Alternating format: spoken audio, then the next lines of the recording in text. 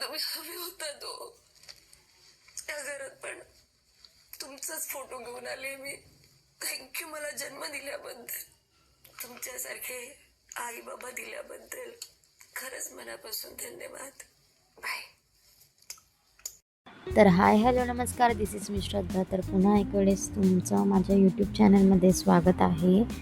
अजूनही कोणी माझ्या चॅनलला सबस्क्राईब केलं नसेल तर प्लीज सबस्क्राईब करा, जेणेकरून वेळेत तुम्हाला माझा व्हिडिओ बघायला मिळेल. बाय द वे, इथं माझ्या सकाळची सुरुवात होऊन गेली होती आणि बिग बॉसचा जो मागचा मी तुम्हाला काही क्लिप दाखवली ती काल रात्रीची होती. तर तो भाग इतका इमोशनल होता बिग बॉसमध्ये, तर मला शेअर करावासा वाटला. सो त्याच्यामध्ये जे सचिन दादा कुमावत आहे ते माझ्या माहेरचे, म्हणजे ते शिंदुर्णीचे. शिंदुर्णी माझं माहेर आहे, त्याच्यामुळे मला खूप प्राऊड फील होतं. पण आता ते सध्या नॉमिनेट झाले तर ते घरी गेलेत आणि रोज रात्री बिग बॉस बघितल्याशिवाय आम्हाला झोप लागत नाही. आजचा दिवस खूप धावपळीचा जाणार आहे, कारण मला घरात खूप काम आहेत आणि संध्याकाळी बाहेरसुद्धा जायचं आहे. त्याच्यामुळे आता थोडे फ्रूट्स वगैरे खाऊन घेते आणि मग घरातले काम करते.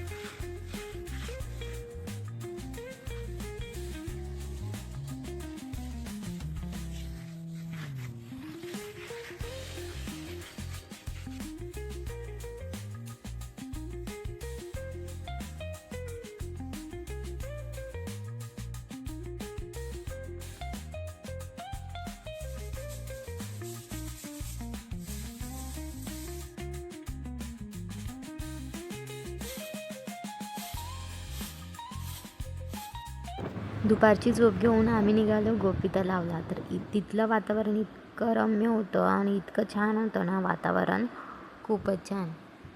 तिथं जाऊन खूप प्रसन्न वाटलं. आणि तिथं एक शूट पण सुरू होता, म्हणजे ते लोक वगैरे काय माहीत नाही, पण तिथं कोणता तरी एक यूट्यूब सॉन्गचा शूट चालला होता.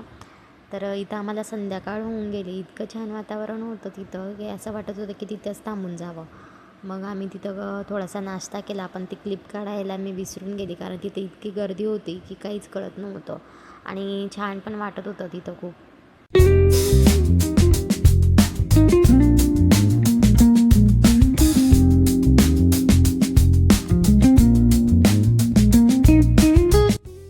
आणि घरी यायला निघालो तर रस्त्यात आम्हाला यांनी थांबवलं. किती सुंदर आणि वेगवेगळ्या चिमण्या, पक्षी तिथे होते. खूपच छान वाटलं. आणि या कॅटची प्राईस मी त्यांना विचारली तर ते 10,000 सांगत होते. म्हटलं फ्युचरमध्ये बघू. आणि ते इतके क्यूट होते.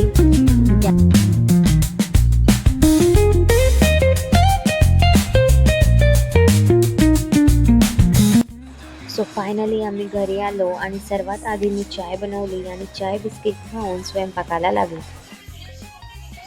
तर इथं मी कांद्याची पात, मेथी आणि कोथिंबीर, मिरची, अद्रक, लसूणचा ठेचा आणि वांग्यांना ठेचून घेतलं आहे. तर इथं मी भरीत करते. तोपर्यंत तुम्ही प्लीज लाईक करा आणि सबस्क्राईब करा. आणि कसा वाटला तुम्हाला माझा हा ब्लॉग नक्की कमेंट करून सांगा. आजसाठी बाय, उद्या भेटू.